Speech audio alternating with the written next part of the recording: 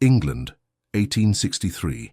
The crystal chandelier cast a golden glow across the drawing room of Everley House, illuminating the tense faces of those gathered below. Lady Violet Everley stood rigid before the fireplace, her slender fingers gripping the mantelpiece as her father's words echoed through the room. "It is decided, Violet. The papers have been signed. You shall wed the Duke of Ravencrest by month's end." Violet turned slowly, her emerald eyes finding her father's weathered face. Lord William Everley, the Earl of Harrington, would not meet her gaze. His attention fixed instead on the amber liquid swirling in his glass. "Father, I implore you to reconsider," Violet said, her voice steady despite the trembling in her chest. "I have never even conversed with Lord Ashcombe beyond the most perfunctory of greetings." "Which is precisely why you shall have a proper introduction tomorrow," her mother interjected, sweeping into the room in a rustle of sapphire silk. Lady Eleanor Everley, once celebrated as the most beautiful debutante of her season, now wore her beauty like armor. "The Duke has accepted our invitation to tea." "I have heard the whispers, Mother," Violet said. "They call him the Duke of Ice. They say his heart froze years ago." Lady Eleanor's lips thinned. "Titles and fortune do not require warmth, my dear. The Ashcombe estates are vast, their coffers deep, and our family's position—" She hesitated, exchanging a meaningful look with her husband. Violet understood the unspoken truth. The Everley fortune had dwindled. Their country estate in Hampshire was mortgaged to its ancient rafters. This marriage would save them from financial ruin. "Our position," Lord Everley said gruffly, "would be secured for generations to come." Violet turned toward the window, gazing out at the evening fog creeping across Berkeley Square. At 24, she had long resigned herself to spinsterhood after rejecting a string of suitors who had sought her hand, or rather, the presumed Everley fortune. She had dreamed of a different life, one filled with purpose beyond hosting dinner parties and producing heirs. "And what of love, Father?" she asked softly. Lord Everley placed his empty glass on the side table with a decisive clink. "Love is a luxury we cannot afford, my dear. I suggest you put such notions aside." As twilight descended over London, miles away in the sombre grandeur of Ravencrest House, Lord Henry Ashcombe, the 6th Duke of Ravencrest, stood in his study, a letter crumpled in his fist. "You cannot be serious, Uncle," Henry said, his voice cutting through the silence. "An arranged marriage? We live in modern times." Lord Richard Ashcombe, his father's younger brother and his most trusted advisor since his parents' untimely death 15 years prior, looked up from the leather armchair by the fire. "Modern times still require heirs, Henry. You are 31 years old. The dukedom cannot continue without succession." Henry strode to the window, his tall frame silhouetted against the glass. The ghosts of his past seemed to whisper from the shadows of the room, particularly one ghost with golden hair and a smile that had once promised forever before betraying him for another man with deeper pockets. "I have fulfilled every obligation placed upon my shoulders since inheriting the title," Henry said. "I have restored the family finances, expanded our holdings, and ensured our tenants are properly cared for. Is that not enough?" "No, it is not," his uncle replied simply. "The Everley girl comes from good stock. Her bloodline is impeccable, even if her family's finances are not." Henry turned, his dark eyes narrowing. "So that's it. They seek our fortune, and we seek their name. Do not be so cynical. I met the girl at Lady Harrington's musicale last season. She possesses a sharp mind and uncommon sense, qualities that would serve the future Duchess of Ravencrest well." "I care not if she possesses the wisdom of Solomon," Henry replied coldly. "I have no interest in a wife." "Nevertheless," Lord Richard said, rising to his feet, "you shall have one. I have already given your word to Earl Harrington." Henry's jaw tightened, but he did not argue further. A lifetime of duty had taught him the futility of resistance. The dukedom always came first, his personal wishes a distant second. "Very well," he said at last. "But make no mistake, Uncle. This shall be a marriage in name only. Lady Violet Everley may claim my title and my protection, but she shall never claim my heart." The following afternoon, Violet sat in the drawing room, her back straight as a poker, watching the ornate clock tick away the minutes. Her lady's maid, Betsy, had dressed her in a gown of deep burgundy that complemented her chestnut hair, which was styled in an elegant knot at the nape of her neck. "His Grace the Duke of Ravencrest," announced Simmons, the Everleigh butler, his voice reverberating through the room. The man who entered seemed to bring winter with him. Tall and imposing, with broad shoulders and raven black hair, Lord Henry Ashcombe moved with the fluid grace of a predator. His face might have been carved from marble, all sharp angles and austere planes. But it was his eyes that captured Violet's attention, dark as midnight and utterly devoid of warmth. The Duke bowed precisely, the movement elegant yet mechanical. "Lady Violet, Lord and Lady Harrington, you have my gratitude for your invitation."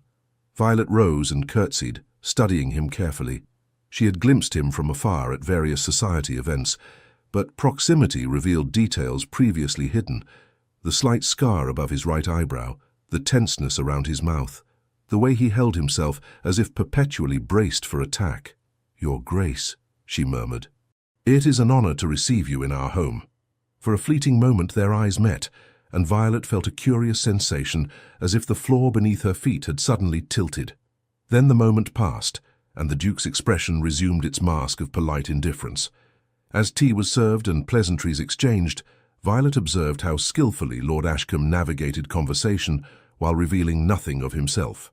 He spoke of the season's weather, of Parliament's recent session, of the agricultural improvements on his estates, all with perfect civility and absolute emotional distance.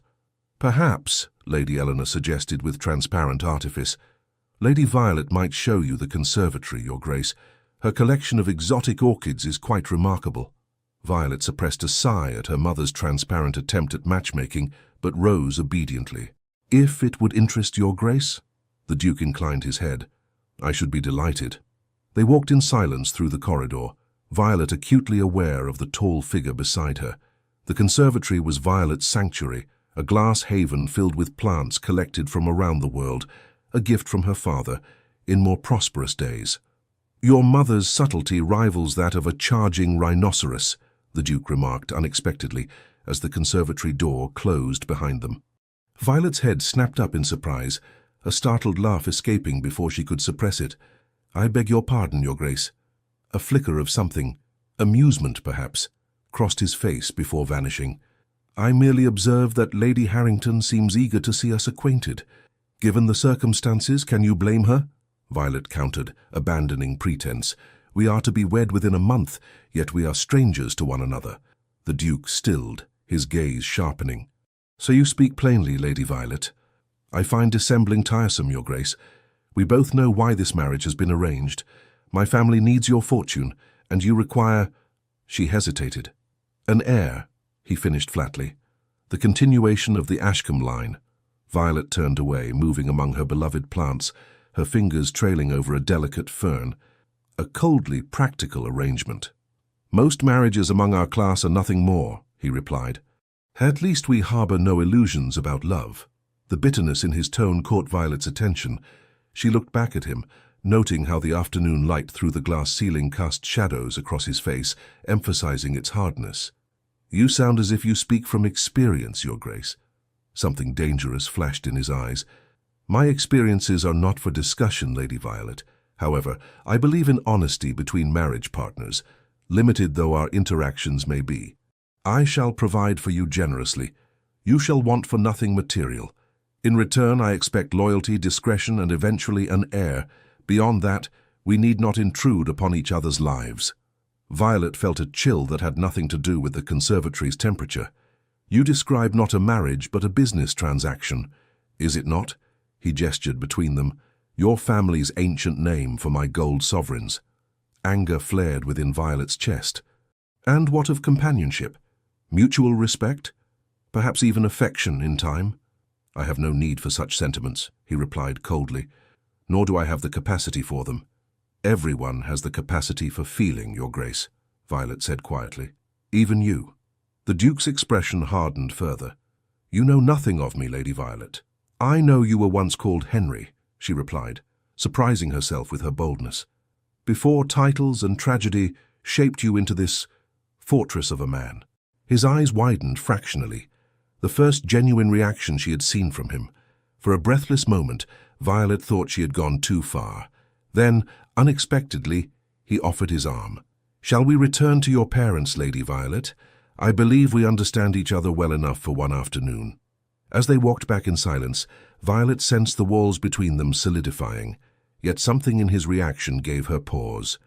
The Duke of Ice had, for the briefest moment, shown a crack in his frozen facade, and Violet Everly had never been one to ignore a challenge.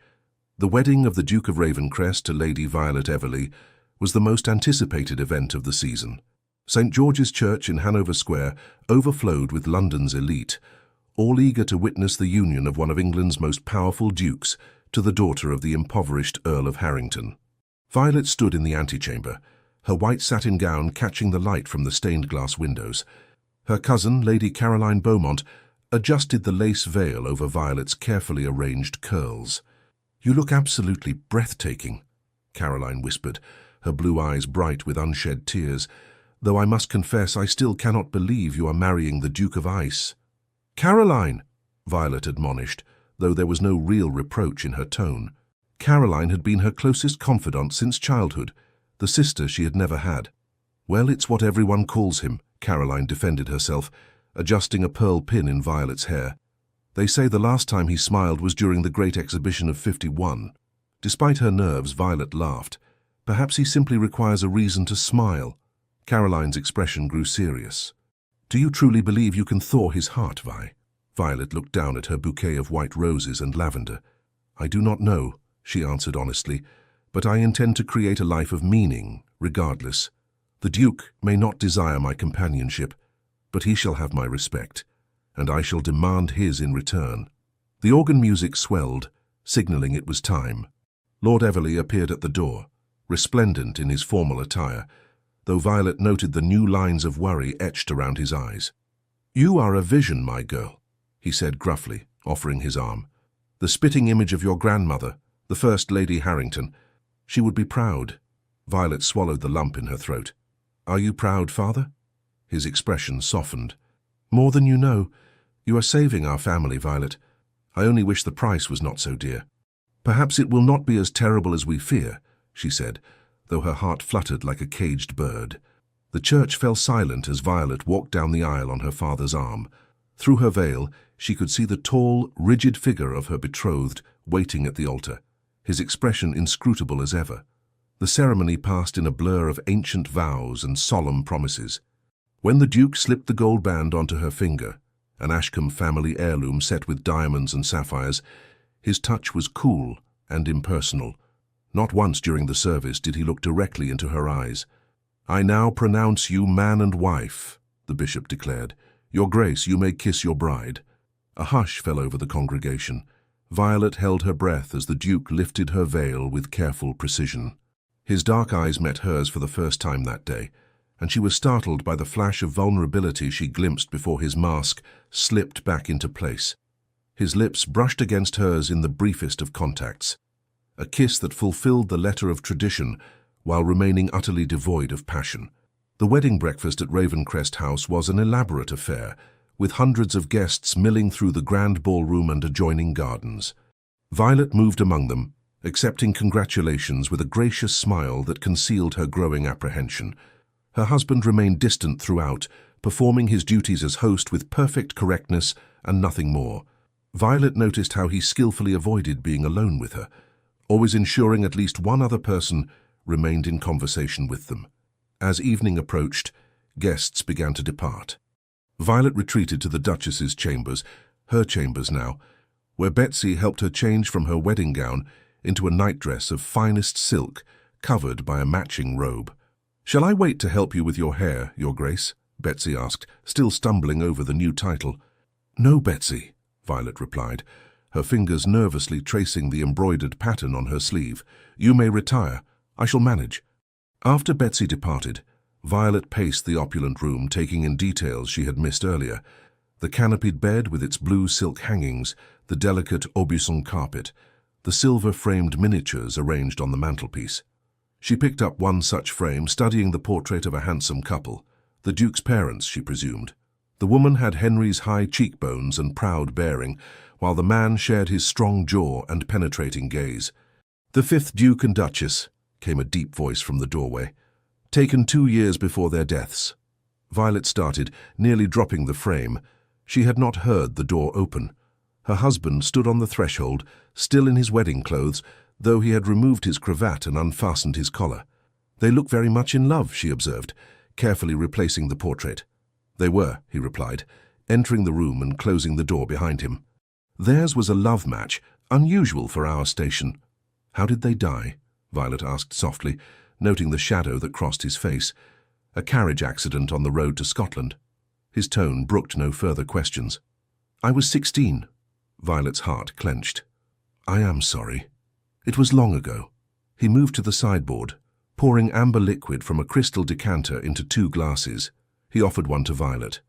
"Brandy. I thought you might need it." She accepted the glass, their fingers brushing momentarily. "Thank you." An awkward silence stretched between them. Henry, she must accustom herself to thinking of him by his given name now, stood by the fireplace, seemingly fascinated by the dancing flames. "I have had rooms prepared for you in the East Wing," he said abruptly. "They have excellent light for reading or painting, whichever you prefer." Violet stared at him in confusion. "The East Wing? But surely—" "Our arrangement need not include sharing chambers," he interrupted, his voice devoid of emotion. "As I explained previously, I have no interest in the sentimental aspects of marriage." "But what of an heir?" Violet asked, heat rising to her cheeks at her own boldness. "You spoke of continuing the Ashcombe line." Something flashed in his eyes. Discomfort, perhaps. "That matter can be addressed clinically when the time comes. For now, I believe separate chambers will suit us best." Violet set down her untouched brandy with a decisive click. "I see. And have I no say in this arrangement, Your Grace?" He frowned. "You object." "I object to being dismissed like an unwanted parcel," she replied, her temper flaring. "I may have entered this marriage out of duty, but I did so expecting to be treated as a wife, not an inconvenience to be tucked away in the East Wing." "I am trying to be considerate," he said stiffly. "Most women of your station would be relieved." "I am not most women," Violet interrupted. "And if we are to build any sort of life together, however limited, we must establish mutual respect. That begins with consulting me about decisions that affect us both." Henry stared at her as if seeing her for the first time. The firelight cast half his face in shadow, the other half illuminated in gold. For a moment, Violet thought she glimpsed a crack in his icy composure. Surprise, perhaps even admiration. Then his expression closed again, though less severely than before. "Very well, Duchess. What do you propose?" The title, her new title, momentarily took Violet aback. She gathered her courage and spoke from her heart. "I propose we attempt to forge a partnership built on honesty, if nothing else. I do not expect love, Henry, but I would hope for friendship in time." "Friendship," he repeated, as if testing a foreign word on his tongue. "Yes, beginning with proper chambers for the Duchess adjoining your own, with a connecting door that either of us may choose to lock or unlock as we wish." Henry considered her words, swirling the brandy in his glass. "You are unlike any woman I have encountered, Violet Everly." "Ashcombe," she corrected gently. "I am Violet Ashcombe now." Something indefinable crossed his features. Possession, perhaps. "So you are." He drained his glass and set it aside. "Very well. I shall have your belongings moved to the Duchess's proper chambers tomorrow. Tonight you may remain here, and I—" He paused, seemingly at a loss. "Will sleep elsewhere," Violet finished for him, understanding that he needed time. "But tomorrow we begin as we mean to go on, as partners in this endeavor, whatever it may become." Henry nodded, a hint of respect in his eyes. He moved toward the door, then hesitated. "Good night, Duchess." "Good night, Henry," she replied softly. After he left, Violet gazed into the fire, turning her wedding ring around her finger. The Duke of Ice might believe himself incapable of feeling, but Violet had glimpsed something beneath the frost, embers that might yet be coaxed to flame. The following weeks brought a whirlwind of changes. Violet found herself mistress of a vast household that included not only the London mansion, but also Ashcroft Abbey, the Ashcombe ancestral seat in Derbyshire, and a hunting lodge in Scotland. Mrs. Graves, the Ravencrest housekeeper, a formidable woman who had served the family for 30 years, presented Violet with household ledgers, staff rotations, and menu plans, watching closely to see how the new Duchess would respond. "I understand you have managed these houses splendidly for many years, Mrs. Graves," Violet said. after reviewing the immaculate records. "I see no reason to disrupt systems that function so well. However, I would appreciate your guidance in learning the particular traditions of the Ashcombe family." The housekeeper's severe expression softened marginally. "Very good, Your Grace. The late Duchess was most particular about certain observances. I should be pleased to acquaint you with them." Violet's days settled into a rhythm. Mornings were spent with Mrs. Graves and the butler, Mr. Phillips, addressing household matters. Afternoons she often passed in the library, familiarizing herself with the estate records and the family history. Of her husband she saw little. Henry rose before dawn each day, attended to business in the city, and often returned late. They dined together when he was home, exchanging polite conversation about inconsequential matters. Sometimes he would join her in the library in the evenings, reading silently across from her, before retiring to his chambers with a formal good night. The connecting door between their rooms remained closed, though not locked, a silent acknowledgement of the tenuous truce between them.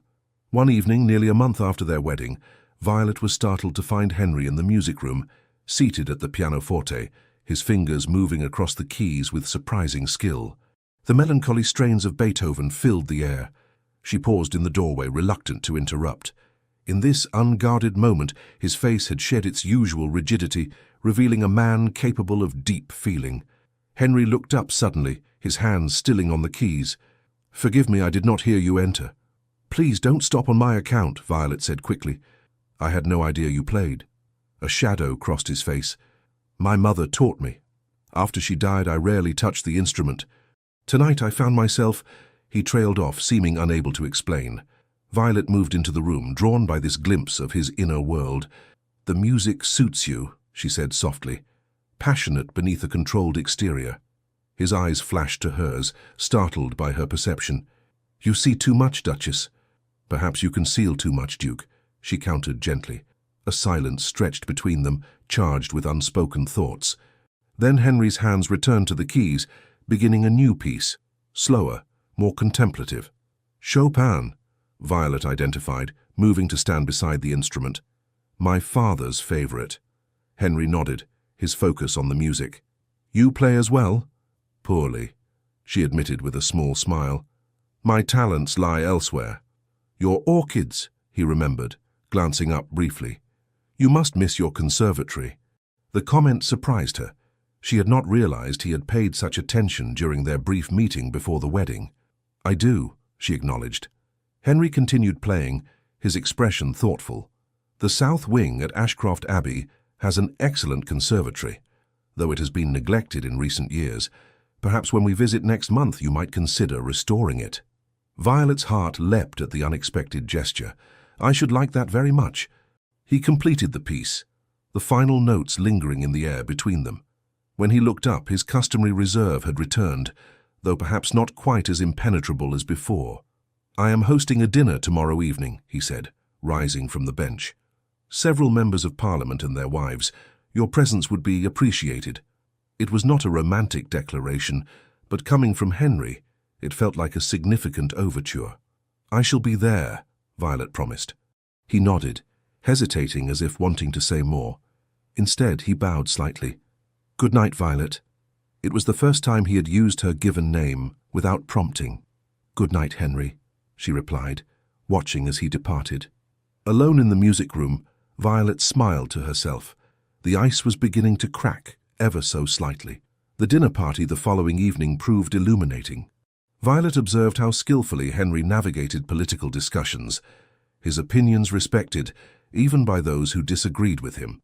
She noted with interest that while his public persona remained aloof, he demonstrated genuine concern for issues affecting the common people, factory conditions, child welfare and agricultural reforms. "Your husband is quite the reformer," remarked Lady Abigail Woodridge, wife of the Foreign Secretary, as they took tea in the drawing-room while the men remained at table with their port.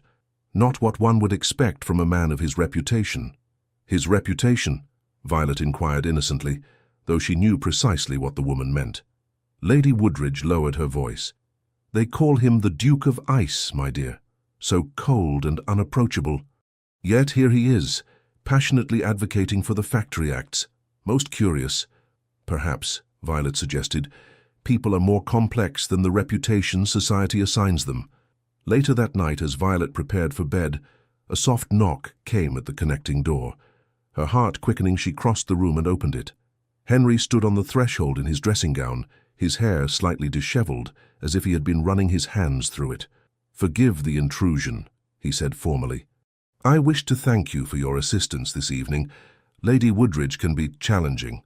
Violet smiled. "She was quite taken with you, actually.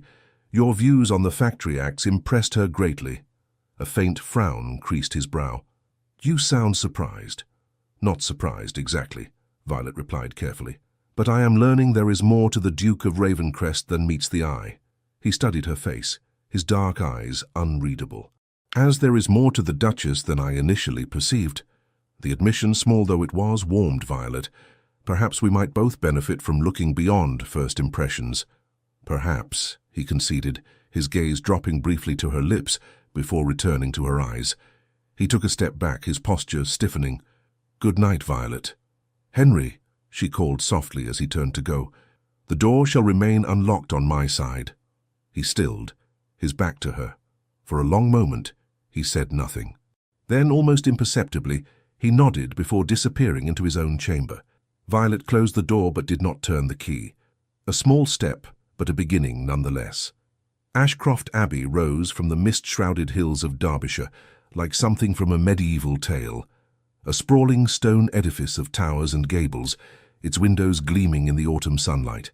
As the carriage wound up the long drive flanked by ancient oaks, Violet felt a curious mixture of apprehension and anticipation. This was the true heart of the Ashcombe legacy, the place where generations of dukes had been born, lived and died. "It's magnificent," she breathed, gazing out the carriage window. Beside her, Henry watched her reaction carefully. "It can be rather overwhelming at first," he admitted. "When I was a boy, I used to get lost in the East Wing corridors." The small personal revelation, offered voluntarily, made Violet smile. During their journey from London, Henry had gradually relaxed his rigid formality, occasionally sharing anecdotes about the countryside they passed through, or asking thoughtful questions about her interests. "How many rooms does it have?" she asked. 64, excluding servants' quarters and outbuildings," he replied, "though not all are in use. The north wing was closed after a fire in my grandfather's time." As the carriage pulled into the cobblestone courtyard, Violet noted the row of servants assembled to greet them, nearly twice the number employed at Ravencrest House in London. "They seem eager to meet their new mistress," she observed nervously. Henry's expression softened slightly. "They have heard much about you. My steward, Mr. Bradford, writes that your reputation for kindness preceded you." "My reputation?" Violet echoed, surprised. "Your work with the orphanage near Berkeley Square," Henry explained, "and your efforts to improve conditions for the seamstresses employed by your mother's friends." Violet blushed. "I was not aware you knew of such things." "I make it my business to know all I can about matters of importance," he replied, his dark eyes holding hers for a meaningful moment before he exited the carriage and offered his hand to assist her. The housekeeper, Mrs. Wilson, a motherly woman whose warm smile belied her efficient manner, showed Violet to the Duchess's chambers, a suite of rooms overlooking the formal gardens. "These were redecorated for the late Duchess, Your Grace," Mrs. Wilson explained, "though His Grace ordered some changes made before your arrival." Violet noted the fresh flowers, the new silk hangings in her favorite shade of green, and most surprisingly, a small writing desk positioned perfectly to capture the morning light, an exact replica of the one she had often used in her father's house. "His Grace had it made specially," Mrs. Wilson said, following Violet's gaze. "Said you mentioned once how you missed your old desk." Violet's breath caught. She had indeed mentioned it in passing, during one of their quiet evenings in the library. A brief comment she had not expected him to remember, much less act upon. That evening, Henry personally escorted Violet on a tour of the Abbey, moving from the grand public rooms with their ancestral portraits and priceless artwork to the cozier family spaces rarely seen by visitors. "And this," he said, opening a set of ornate double doors, "is the library." Violet gasped. The room was spectacular, 2 stories tall with a gallery running around the upper level, every wall lined with books from floor to ceiling. A massive fireplace dominated one wall, while tall windows overlooked the western gardens. "It's the finest private library in Derbyshire," Henry said, a hint of pride in his voice. "Nearly 15,000 volumes, collected over 3 centuries. Violet moved along the shelves, trailing her fingers over leather-bound spines. "This is extraordinary, Henry. I thought you might appreciate it," he replied, watching her exploration with something akin to pleasure. "The botanical collection is particularly extensive, my great-grandfather's passion." He led her to a section where dozens of volumes on plants and horticulture stood in neat rows. Violet withdrew one, a magnificent illustrated compendium of exotic flora, and opened it reverently. "These illustrations are exquisite," she murmured. "Like you," Henry said softly, then looked startled at his own words. Violet glanced up, her cheeks warming at the unexpected compliment. For a breathless moment, something sparked between them, a connection that transcended their careful formality. Henry cleared his throat, breaking the spell.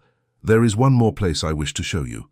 He led her through a series of corridors to a glass-walled structure extending from the south wing. As promised, it was a conservatory, grander than the one at Everley House, though now sadly neglected. Dead leaves littered the stone floor, and empty planters stood in forlorn rows.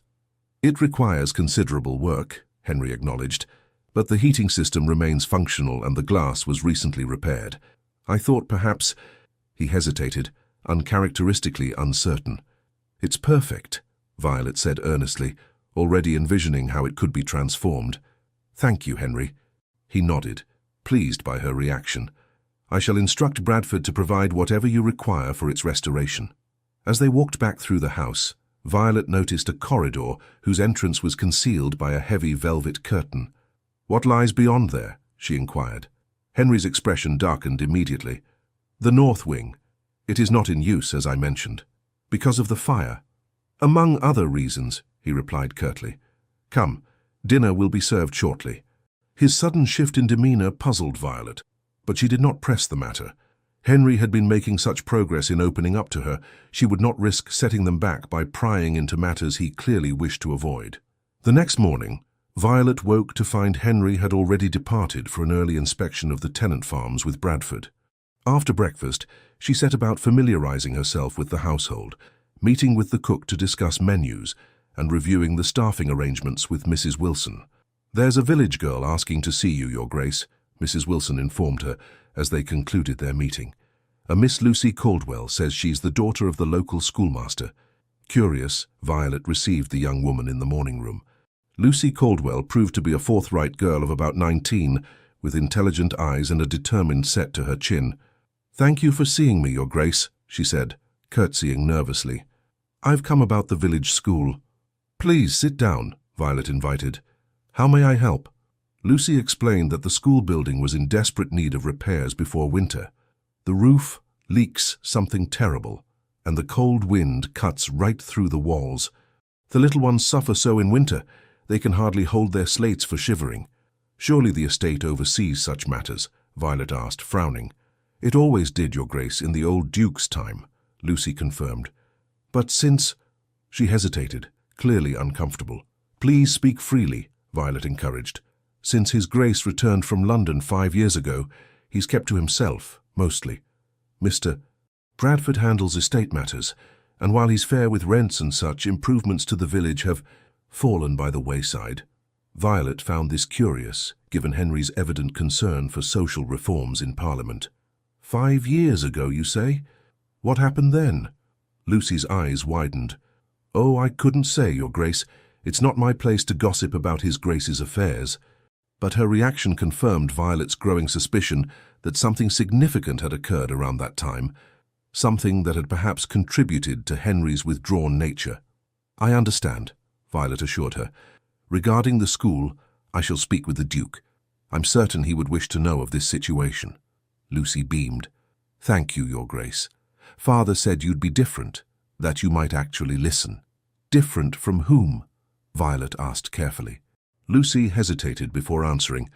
"There was talk some years back of His Grace possibly marrying another lady. She visited the Abbey once, treated us villagers like we were invisible." She blushed. "Forgive me, I've spoken out of turn." "Not at all," Violet assured her. intrigued by this new information. "I appreciate your candor, Miss Caldwell." After Lucy departed, Violet found herself drawn to the conservatory. As she surveyed the space, planning its revival, the gardener, an elderly man named Wilkins, appeared with several catalogues of seeds and bulbs. "His Grace instructed me to assist you, Your Grace," he explained, his weathered face creasing into a smile. "Said the conservatory was to be your domain entirely." As they discussed possibilities for the space, Wilkins gradually revealed himself to be a treasure trove of information about the Ashcombe family. He had served at the Abbey for over 40 years, having started as a boy under the 5th Duke. "The late Duke and Duchess, they were fine people," he reminisced, "always kind, even to the lowest stable boy. Their deaths hit young Master Henry hard.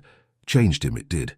"How so?" Violet asked, keeping her tone casual as she examined a catalogue of exotic ferns. "He was a bright lad, always laughing, always asking questions about the plants.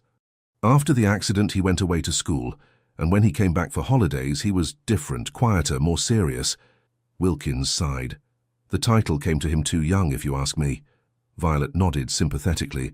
"And in recent years, I understand he was particularly withdrawn after returning from London some 5 years ago." Wilkins's hands stilled on the trowel he was holding. "That would be after the business with Lady Blackwood," he said, then immediately looked stricken. "Forgive me, Your Grace, I shouldn't speak of such things." "Lady Blackwood?" Violet echoed, unable to contain her curiosity. Wilkins shifted uncomfortably. "It's not my place, Your Grace." "I understand," Violet assured him. "Thank you for your assistance with the conservatory plans." That evening, Henry returned from his estate inspections in an unusually contemplative mood. As they dined, he shared his observations about improvements needed for several tenant cottages and his plans to introduce new farming methods in the spring. "I also encountered Miss Caldwell on the road," he mentioned, watching Violet carefully. "She was most enthusiastic about having met the new Duchess." Violet maintained a serene expression. "She seems a dedicated young woman. She mentioned concerns about the village school building." "Did she?" Henry's brow furrowed. "Bradford has not brought this to my attention." "Perhaps he thought it a minor matter," Violet suggested, "though from Miss Caldwell's description, the conditions sound rather dire, especially with winter approaching." Henry nodded thoughtfully. "I shall investigate personally tomorrow." He hesitated before adding, "Would you care to accompany me to the village? It would give you an opportunity to become acquainted with the community." Violet brightened at the invitation. "I should like that very much." As servants cleared the dishes, Henry surprised her further by suggesting, "Perhaps we might retire to the library. There is a first edition of Linnaeus I thought might interest you." In the library, they settled into comfortable chairs before the fire, the promised volume open between them. As Violet admired the exquisite botanical illustrations, she gathered her courage to broach the subject that had occupied her thoughts all day.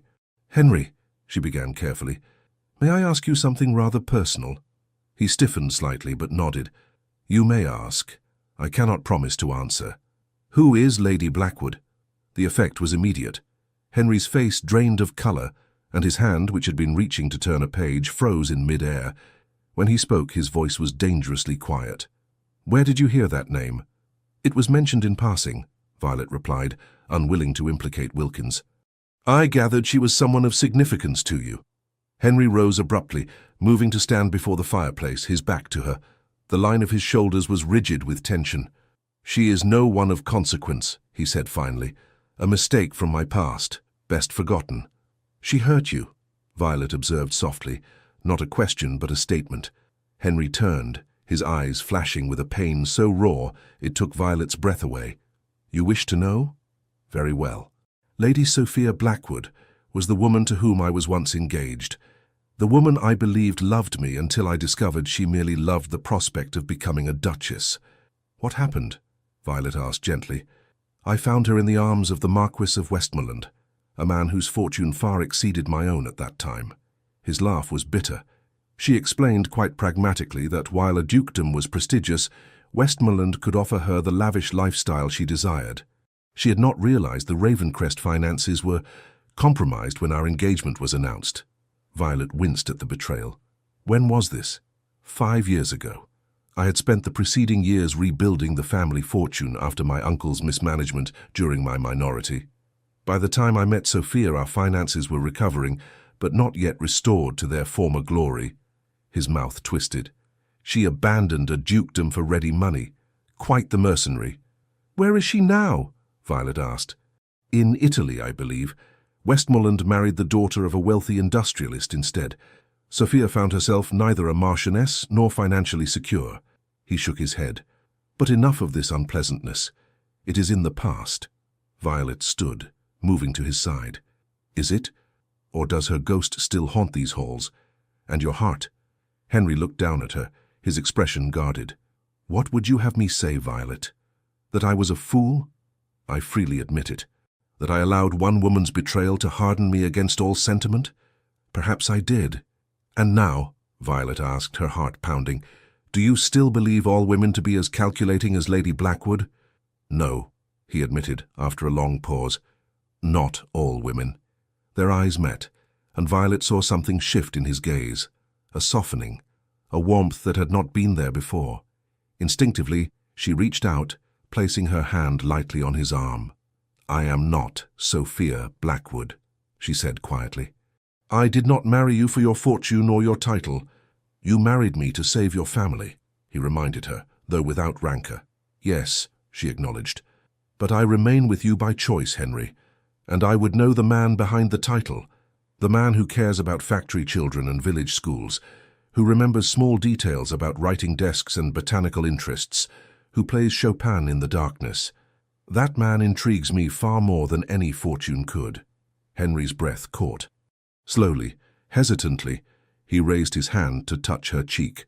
Violet, he murmured, her name a question and a prayer. The library door burst open, shattering the moment. Your Grace, exclaimed Mr. Bradford, breathless and dishevelled.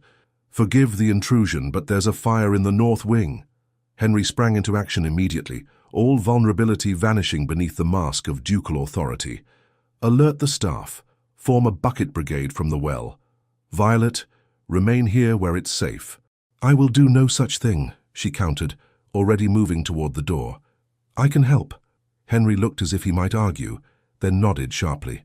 Stay with Mrs. Wilson. Help evacuate the staff if necessary. The next hours passed in a blur of activity. The fire, fortunately, was contained to a single unused chamber in the north wing, quickly brought under control by the efficient response of the household staff and stable hands. As dawn broke, Henry found Violet in the great hall, distributing tea and blankets to the exhausted servants who had fought the blaze. Her face was smudged with soot, her hair falling from its pins, but her calm efficiency had not wavered throughout the crisis. You should rest, he told her, his own face streaked with smoke and sweat. You've done more than enough. As have you, she replied, noting the way he favored his right arm. You're hurt. A minor burn, he dismissed. Bradford has already seen to it. Let me see, Violet insisted, gently taking his arm and examining the bandage visible beneath his torn sleeve. You should not have entered the chamber yourself. It was too dangerous.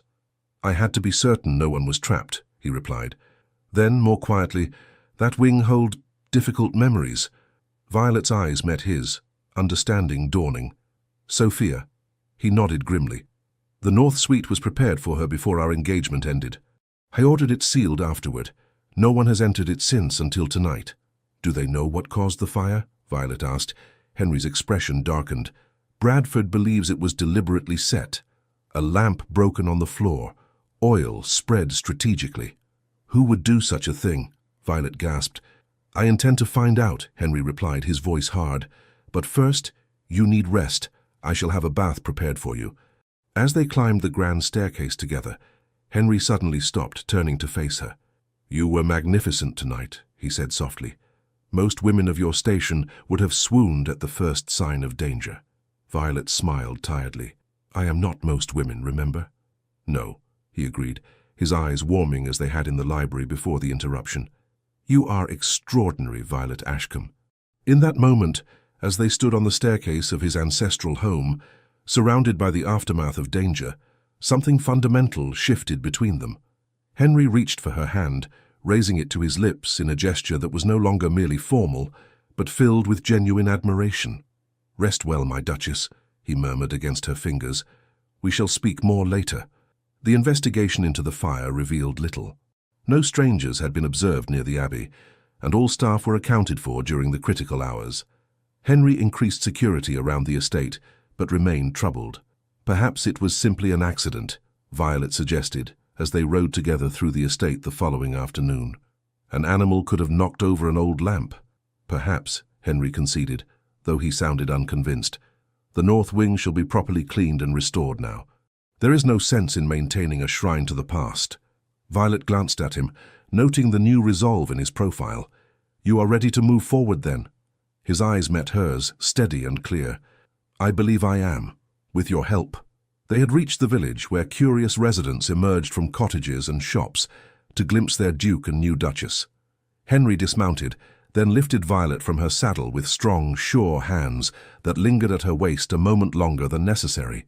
The schoolhouse inspection confirmed Lucy Caldwell's assessment.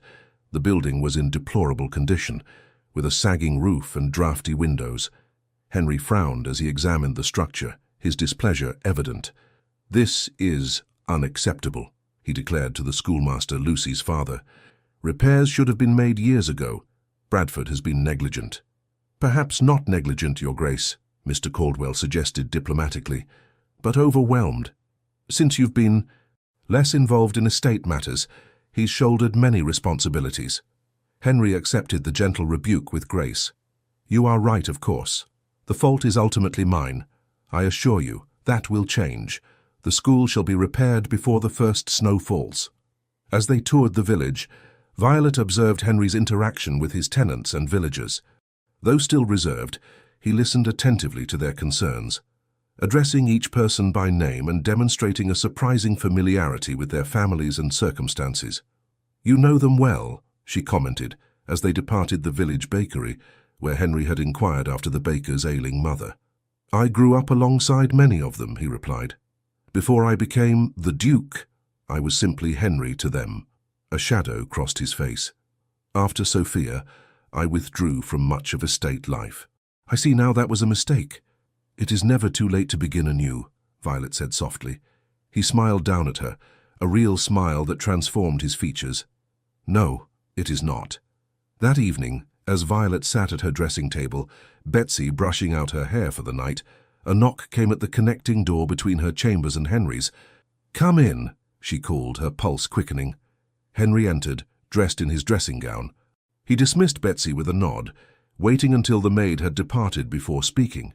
I have been thinking, he began, pacing before the fireplace, about what you said, about beginning anew. Violet turned on her stool to face him, her hair falling loose around her shoulders. Yes, I have not been a proper husband to you, he said, his voice low and intent. Nor have I been a proper steward to my estate and people. In both cases, I allowed past wounds to dictate my actions, or rather my inaction. You were hurt, Violet said gently. Hearts do not heal overnight. No, but neither should they remain frozen indefinitely. He moved closer, his dark eyes reflecting the firelight. You have shown me that, Violet. With your warmth, your courage, your unfailing kindness, you have reminded me of the man I once was, the man I might still become. Violet's breath caught as he knelt before her, taking her hands in his. What are you saying, Henry? I am saying that I wish to begin again. With you, with my responsibilities, with life itself. His thumbs traced circles on her palms. I cannot promise you love, not yet, but I can promise to try, to open myself to the possibility. Tears welled in Violet's eyes. That is all I ask. Henry reached up, his fingers trembling slightly as they brushed a tear from her cheek. May I kiss you, Duchess? Not as a duty, not as a performance for society, but as a man kissing the woman who has begun to thaw his frozen heart? Yes, Violet whispered, leaning toward him. Their lips met in a kiss unlike their first, tender yet passionate, tentative yet promising. Henry's arms encircled her waist, drawing her closer as the kiss deepened, awakening feelings Violet had scarcely dared to acknowledge. When they finally parted, both breathless, Henry rested his forehead against hers. I should go, he murmured, though he made no move to release her. This is all still very new. Violet nodded, understanding his need for caution. But you will return tomorrow. His eyes, so long guarded, now shone with unmistakable warmth. Yes, Violet. I will return, and perhaps—" He glanced toward the connecting door. Perhaps it need not remain closed between us much longer. As he rose to leave, Violet caught his hand. "Good night, Henry." He bent to press a final kiss to her fingers. "Good night, my Violet. Sleep well." As the door closed behind him, Violet touched her lips, still tingling from his kiss. The Duke of Ice was melting at last, revealing the man of passion and principle beneath, and Violet found herself falling deeper under his spell with each passing day. The late autumn rains came to Derbyshire, transforming the landscape into a tapestry of golds and russets beneath pewter skies. Within Ashcroft Abbey, however, a different transformation was underway, one marked by quiet conversations before the library fire, shared smiles across the dinner table, and increasingly frequent moments when the Duke and Duchess could be found together, engrossed in each other's company. The conservatory project had become their joint passion. Henry surprised Violet with rare specimens ordered from the finest nurseries in Europe, while she designed the layout to create a haven of beauty and tranquility. Together they worked alongside Wilkins, planting and arranging, their hands often brushing in the rich soil. "My mother would have adored you," Henry remarked one afternoon as they positioned a delicate orchid in its new home. She had a similar determination to create beauty wherever she went. Violet glanced up, pleased by the comparison, and by how freely Henry now spoke of his parents. "Tell me more about her." "She was Italian by birth, the daughter of a Florentine count. My father met her during his grand tour and fell hopelessly in love. His family objected, of course. They had a suitable English heiress selected for him." Henry smiled at the memory. But father was resolute. He declared he would renounce the title if necessary. "How romantic," Violet said, genuinely touched. "Indeed. Fortunately, my grandfather eventually relented when he met her. No one could resist Isabella's charm for long." Henry's expression grew wistful. "She brought music and laughter to these ancient halls. After she died, the silence was deafening." Violet reached across the planter, covering his soil-stained hand with her own. "Perhaps it's time to fill these halls with music again." That evening, Henry led Violet to the music room, where the pianoforte had been newly tuned. As rain lashed against the windows, he played for her.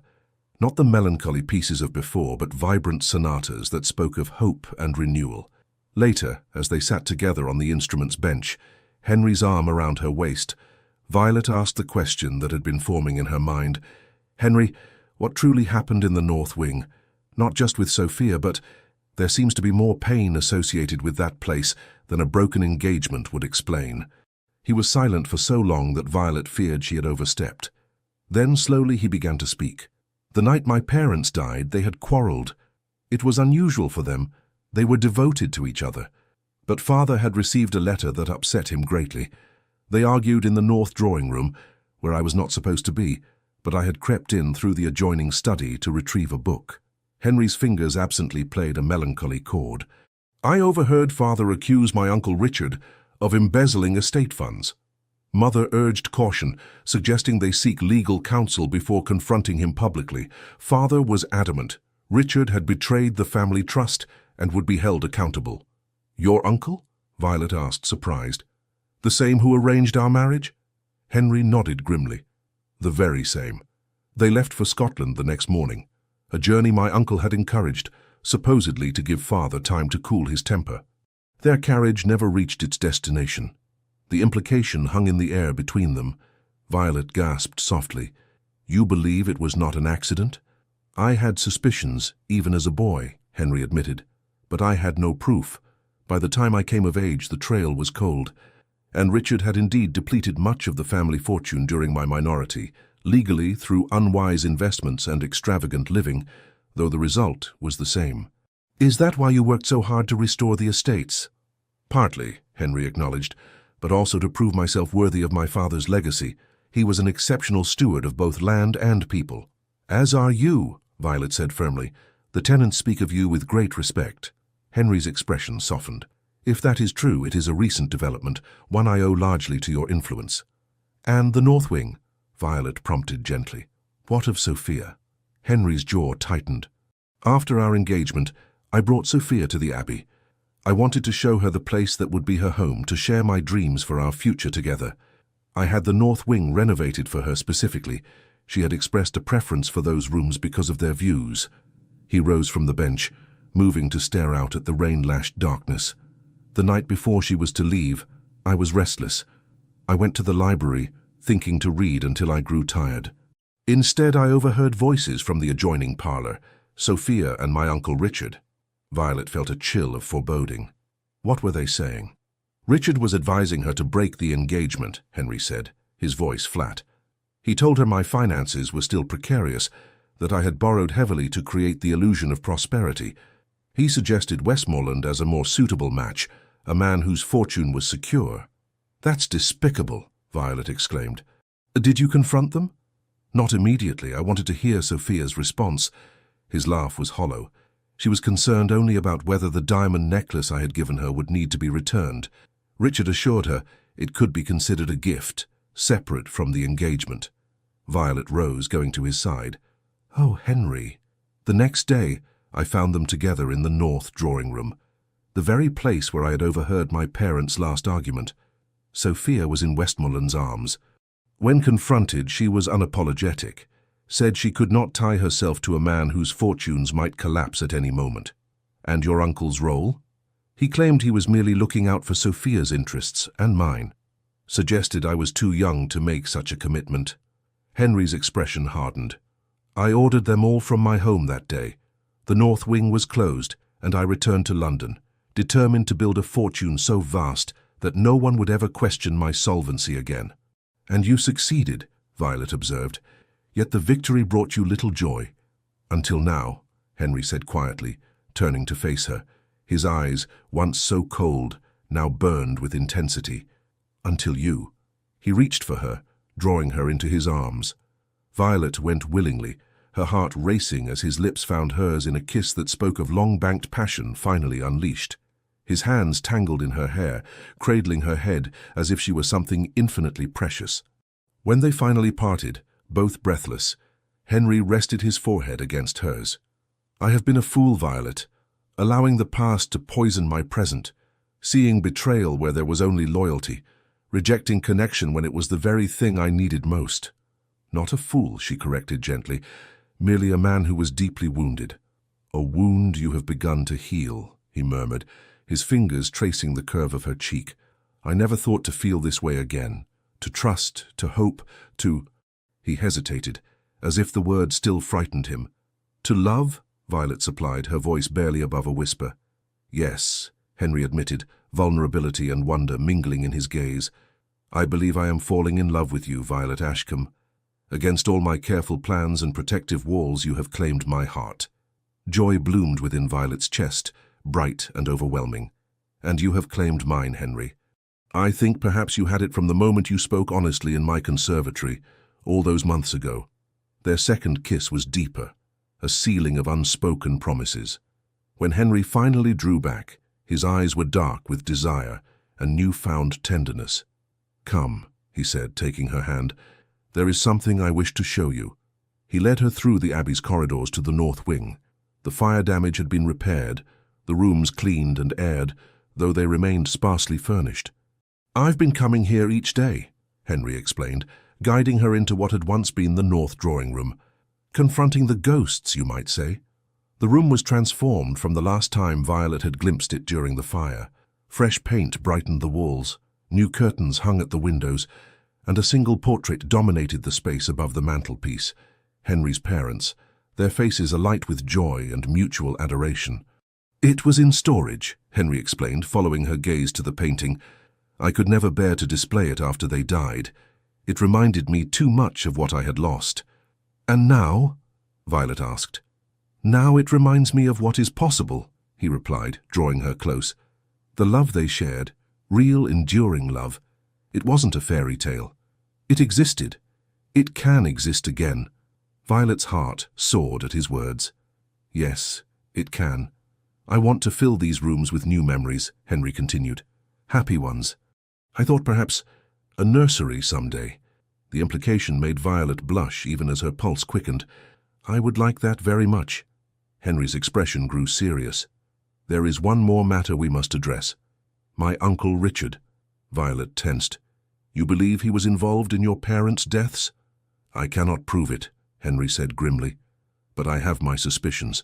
And now, with the fire in this very wing, he shook his head. It may be mere coincidence. Or it may not, Violet finished. When did you last see him? At our wedding. He seemed displeased by my choice of bride. I assumed it was mere snobbery. The Everleigh fortune is diminished, after all. His eyes narrowed. But perhaps it was something else. Perhaps he feared you would influence me in ways he did not anticipate. Such as reopening this wing? Becoming more involved in the estate? Violet suggested. Examining old records? Henry nodded slowly. Precisely. The estate books for the period immediately following my parents' deaths, they've gone missing from the steward's office. Bradford has been searching for weeks. A cold realization dawned on Violet. The fire. It wasn't just about Sophia, was it? You think something was hidden in the North Wing, something that might implicate Richard? I do, Henry confirmed, and I intend to find it. The next morning brought unexpected visitors to Ashcroft Abbey. As Violet descended the grand staircase, she heard raised voices from the entrance hall. I assure you, Lord Richard, His Grace is not receiving visitors today, insisted Phillips, the butler, his usual composure strained. Nonsense. I am his uncle and trustee. I need no invitation, retorted a sharp voice that Violet recognized from their wedding, Lord Richard Ashcombe. And I am his wife, Violet announced, sweeping into the hall with all the dignity of her position. Good morning, Lord Richard. This is an unexpected pleasure. Richard Ashcombe, a leaner, greyer version of his late brother, regarded Violet with barely concealed disdain. Beside him stood a striking woman of perhaps 40, her blonde hair artfully arranged beneath an expensive bonnet. Duchess, Richard acknowledged stiffly. May I present Lady Sophia Blackwood, recently returned from the continent. Violet felt as if the floor had dropped from beneath her feet. This was Henry's former fiancée, the woman who had broken his heart and helped drive him into isolation. Yet she maintained her composure, inclining her head with cool politeness. Lady Blackwood, how unexpected. I was given to understand you resided in Italy. Until recently, Sophia replied, her voice musical yet somehow false. The climate disagreed with me. When I learned of dear Henry's marriage, I felt I simply must return to offer my congratulations in person. How thoughtful, Violet replied, noting the calculating gleam in the woman's eyes. His Grace is inspecting the tenant farms this morning, but should return for luncheon. Perhaps you would care to wait in the drawing room. As Phillips escorted the visitors away, Violet immediately dispatched a stable boy to find Henry. Whatever game Richard and Sophia were playing, she would not face them alone. Henry returned within the hour, his expression thunderous as he strode into the library where Violet waited. Is it true? He demanded without preamble. Sophia is here? With my uncle? Violet rose, going to him. Yes. They arrived unannounced about an hour ago. Henry, I believe they mean mischief. His jaw tightened as he took her hands. Of course they do. Richard has always resented my independence. And Sophia, he shook his head in disgust. Westmoreland married another, as I told you. She must be desperate to have returned to England and to have aligned herself with Richard. What shall we do? Violet asked. Henry's eyes met hers, resolute and clear. We shall meet them together as Duke and Duchess. Whatever scheme they have concocted, they shall find us united against it. In the drawing room, Richard and Sophia rose as Henry and Violet entered, arm in arm. Violet noted how Sophia's eyes widened slightly at the evident closeness between husband and wife. Nephew, Richard began, his tone falsely hearty. You're looking well. Marriage clearly agrees with you. Uncle, Henry acknowledged coolly. Lady Blackwood, this is an unexpected visit. Sophia moved forward, offering her hand with practiced grace. Henry, darling, how wonderful to see you again, and in your ancestral home, just as we once planned. Henry ignored her outstretched hand. What brings you to Derbyshire, Sophia? I doubt it was concern for my marital happiness. A flash of anger crossed her perfect features before she composed herself. So direct as always. Very well. I've come because I've had time to reflect on my hasty decision. I realize now I made a terrible mistake.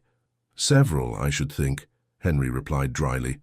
I was young and foolish, Sophia continued, her voice taking on a pleading quality. I allowed myself to be influenced by others. Her gaze slid meaningfully toward Richard, who stiffened.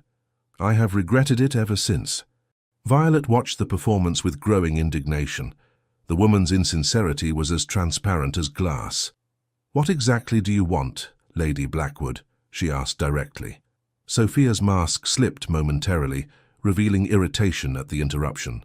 "I merely wish to make amends, to explain myself to Henry. To both of you, of course." "An explanation 5 years delayed," Henry observed, "coincidentally arriving just as my wife and I begin examining the estate records from the period following my parents' deaths." Richard stepped forward, his face flushing. "What are you implying, Henry?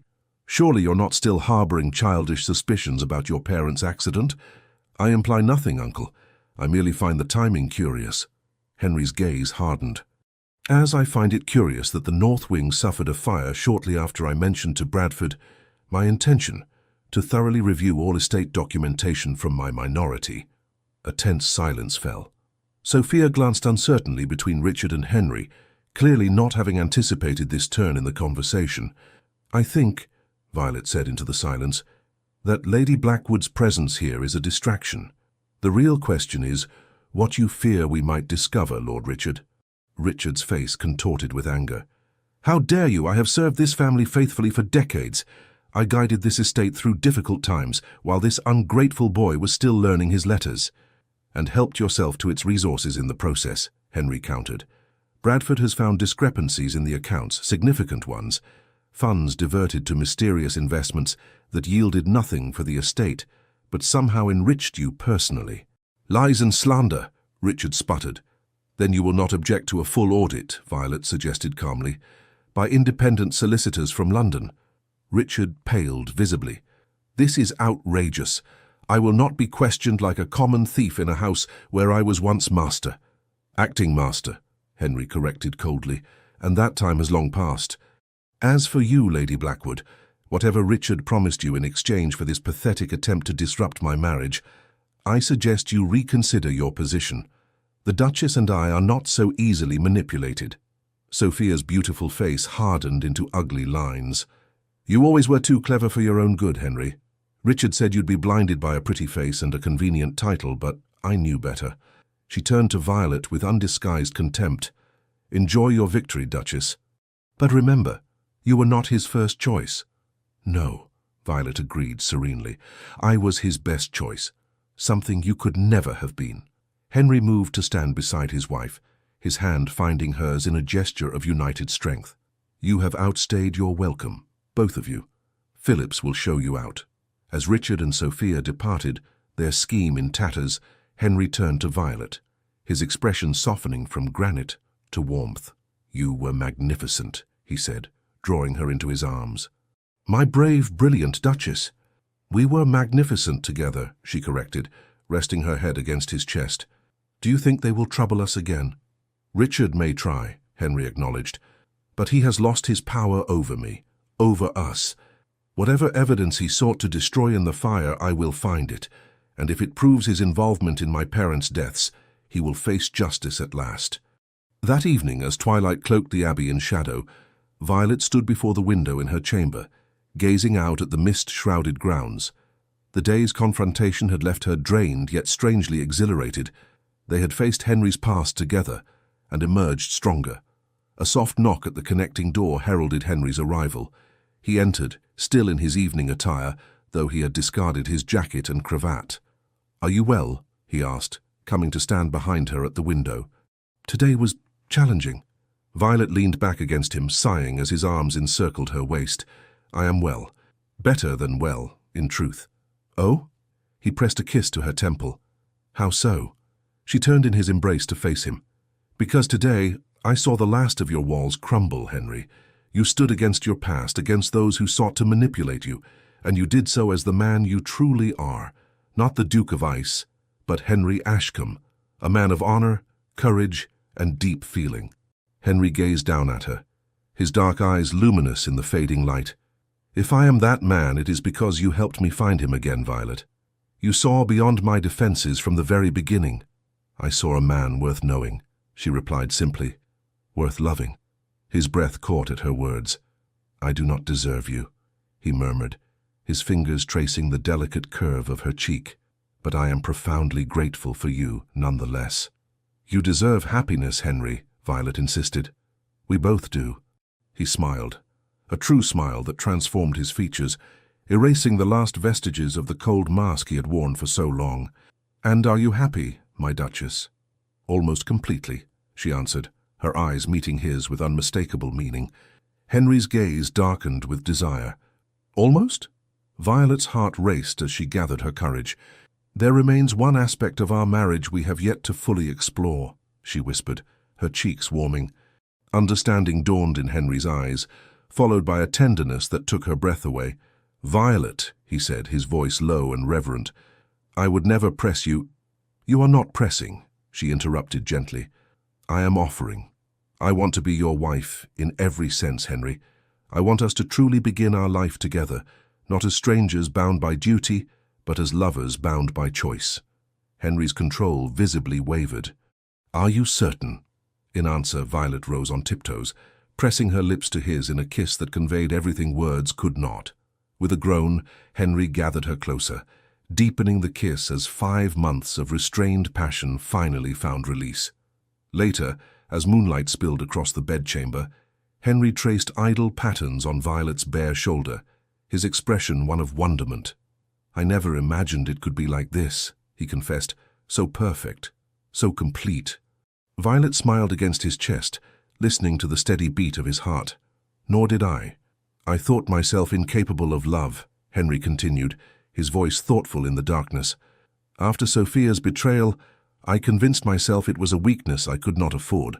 But loving you—" He tilted her face up to his. "Loving you has made me stronger, not weaker. Braver, not more vulnerable. That is the paradox of true love," Violet replied softly.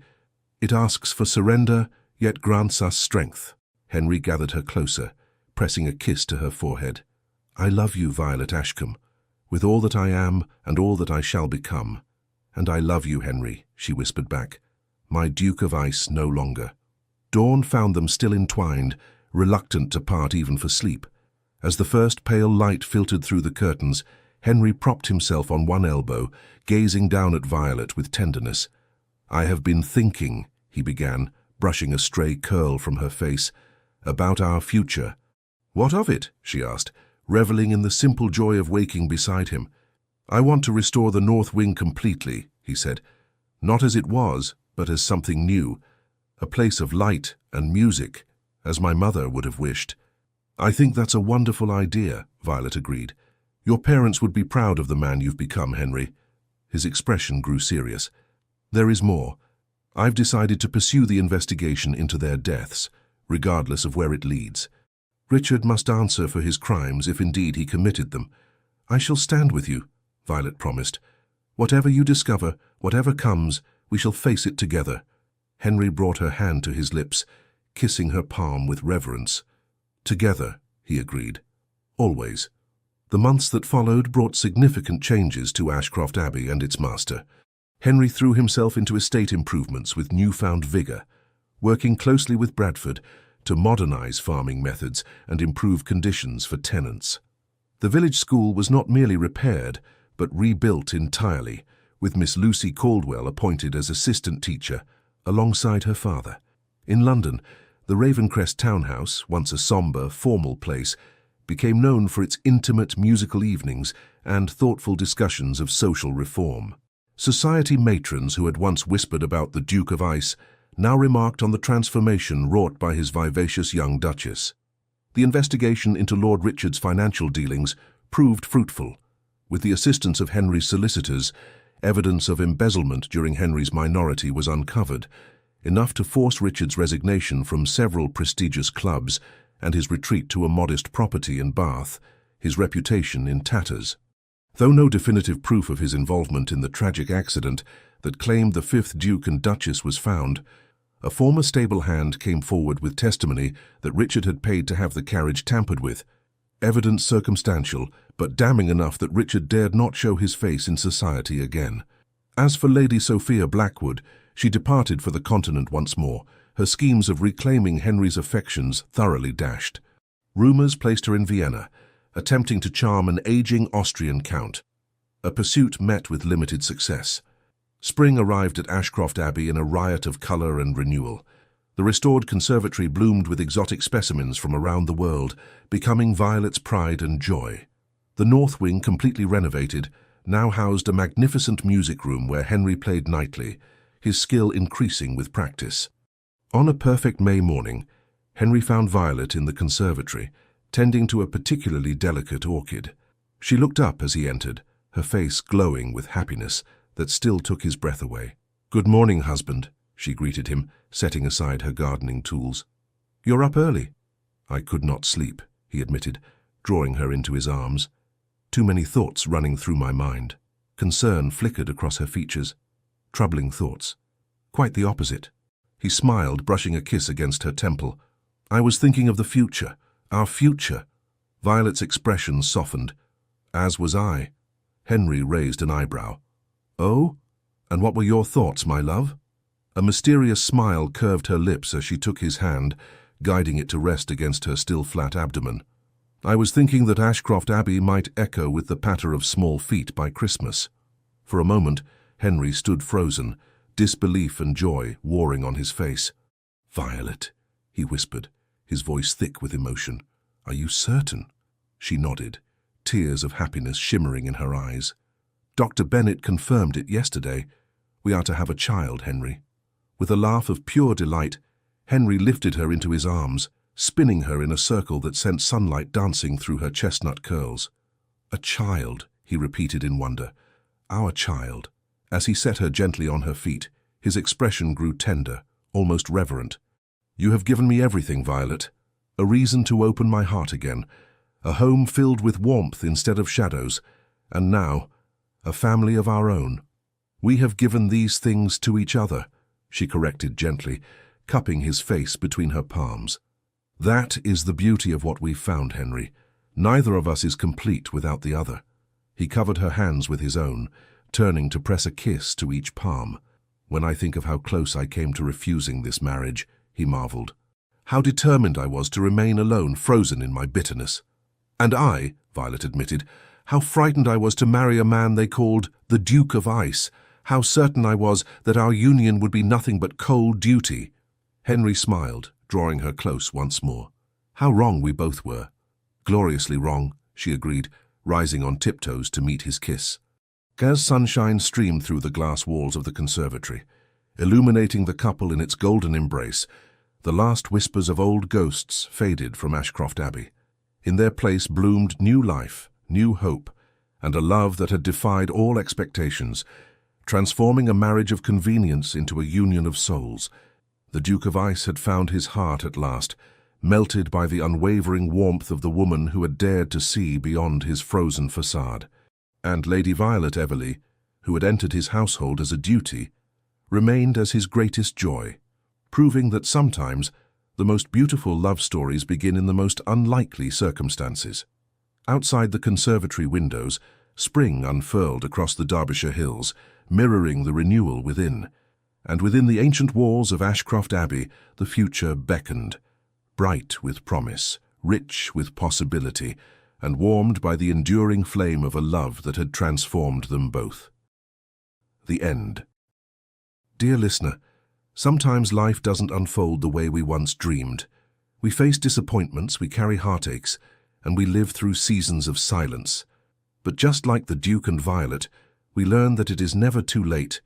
Not too late to begin again, not too late to be seen for who we truly are, not too late to be loved, not with pity, but with depth, respect, and kindness. You have walked long roads, you have endured more than most will ever know, and tonight you deserve rest. Not just sleep, but the kind of rest that reaches the soul and whispers, "You are safe now, you are held, you have done enough." May this night wrap around you like a warm blanket. May your heart beat in peace, and may you wake tomorrow knowing that your story still matters, because you still matter. With all our gratitude, Legends of the Fall team. Thank you so much for staying with us until the end. If this story moved you, Please consider subscribing to our channel, liking the video, leaving a heartfelt comment, and sharing it with someone who loves stories full of emotion and transformation. Your support means the world to us, truly, from the bottom of our hearts. It's what keeps us motivated to keep telling stories filled with love, redemption, and unforgettable twists. At the end of this video, you'll see a new story suggestion from our channel. Click it and be surprised by another emotional tale that might touch your soul just like this one. With affection, The Legends of the Fall Team.